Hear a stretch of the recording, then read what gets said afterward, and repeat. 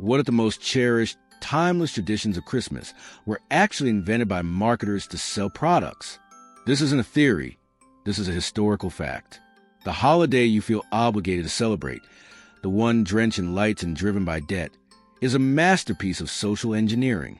Every year, you perform a centuries-old ritual, but then the script you follow, the script of the jolly, red-suited man and the imperative to spend, was written just 150 years ago.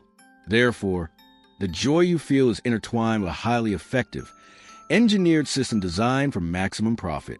Today, we expose the architects of your holiday joy, from the department stores that invented the gift-giving imperative to the soft drink company that defined Santa Claus. We have to go back to the early 19th century. If you were catapulted back to colonial America, you would be struck by the absence of holidays. In New England, the celebration of Christmas was not only different, it was illegal. The Pilgrims and Puritans objected to its biblically unsupported date and its link to rowdy pre-Christian festivals. Puritan leader Cotton Mather thundered that the feast was spent in reveling, dicing, carding, masking, and in all licentious liberty. Therefore, the General Court of Massachusetts enacted a law in 1659 making any observance of December 25th a penal offense. But then outside of Puritan strongholds, the holiday survived, not as a sacred event, but as a riotous street carnival, a raucous combination of Halloween, New Year's Eve, and Mardi Gras. The poor would aggressively beg for food, drink, and money from the rich, sometimes leading to vandalism and break-ins.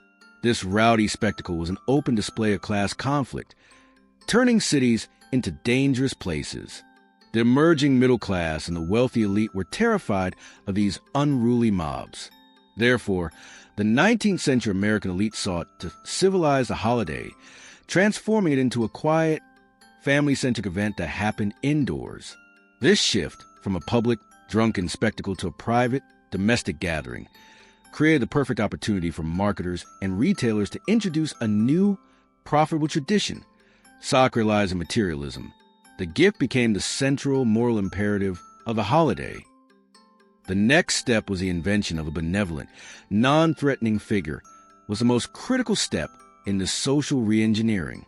The Real St. Nicholas, born in the 3rd century in Asia Minor, was a generous bishop known for giving his inherited wealth to the poor, including providing dowries for 3 impoverished daughters. His feast day was celebrated on December 6th, the day of his death. But then this ancient, serious saint was completely unsuitable for new American domestic Christmas, so he had to be fictionalized. The transformation began in 1809 when Washington Irving, the author Rip Van Winkle, referred to St. Nicholas as the patron saint of New York in his book, a blatant fabrication designed to give America a distinct tradition. Therefore, this fictionalized legend traveled fast, quickly becoming part of the popular imagination. It was Clement Clark Moore, a prominent Protestant theologian, who provided the first definitive blueprint. In 1822, he penned a 56-line poem, A Visit from St. Nicholas, solely to amuse his children. By doing so, he Americanized the old world saint, turning him into a right jolly old elf with a plump figure, a miniature sleigh, and 8 flying reindeer. Critically, Moore moved the visit from December 5th, St. Nicholas Day, to December 24th, shifting the focus to the economic centerpiece of Christmas. But then, the visual was still inconsistent. The next great corporate architect stepped in, political cartoonist Thomas Nast.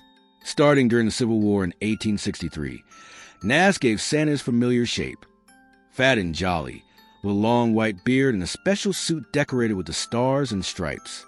Therefore, Nast essentially created the visual intellectual property for the character, a corporate mascot who established the North Pole Workshop, a brilliant justification for the mass production of toys.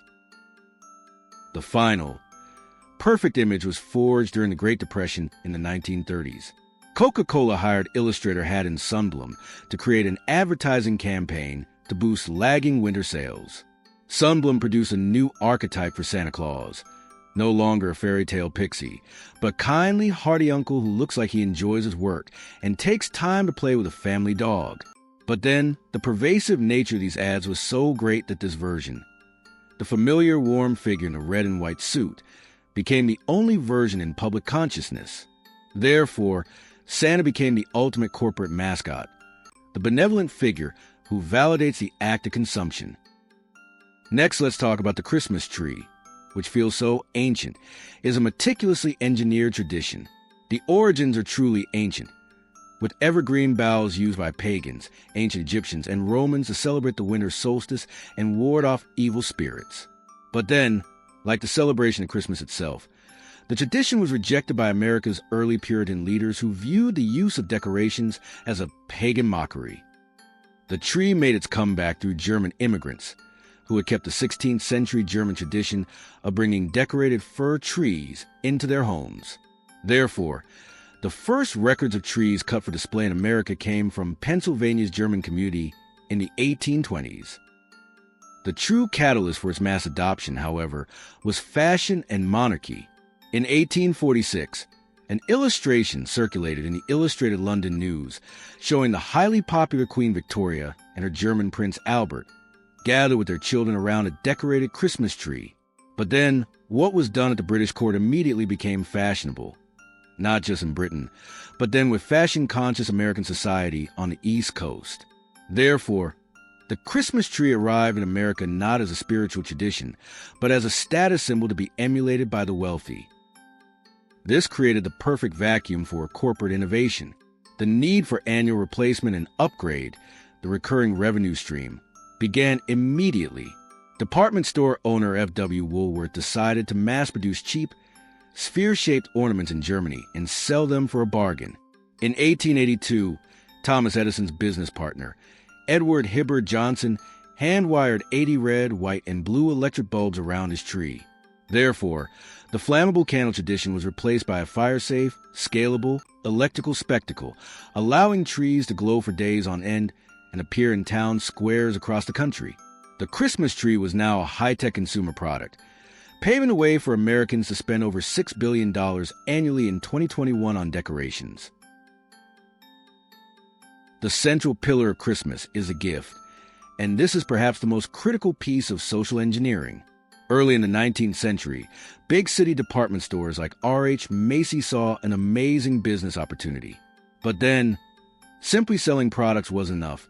They needed to change the very character of the commodity. Therefore, they offered it as a Christmas gift, transforming a simple transaction into an act of love, moral duty, and social validation. The economic impact was instant and deliberate. In 1939, retailers launched the Dear Christmas Shopping Early campaign, convincing President Franklin D. Roosevelt to move Thanksgiving up a week to extend the buying season. This was derided as Christmas creep, but it was just the beginning of forcing the public into the economic cycle. The corporate creation of stories also reinforced the imperative. Rudolph the Red-Nosed Reindeer was invented as a purely commercial content marketing play by the department store Montgomery Ward. In 1939, they commissioned a copywriter to create an original story to lure children into their stores, handing out 2.4 million copies of the book that year.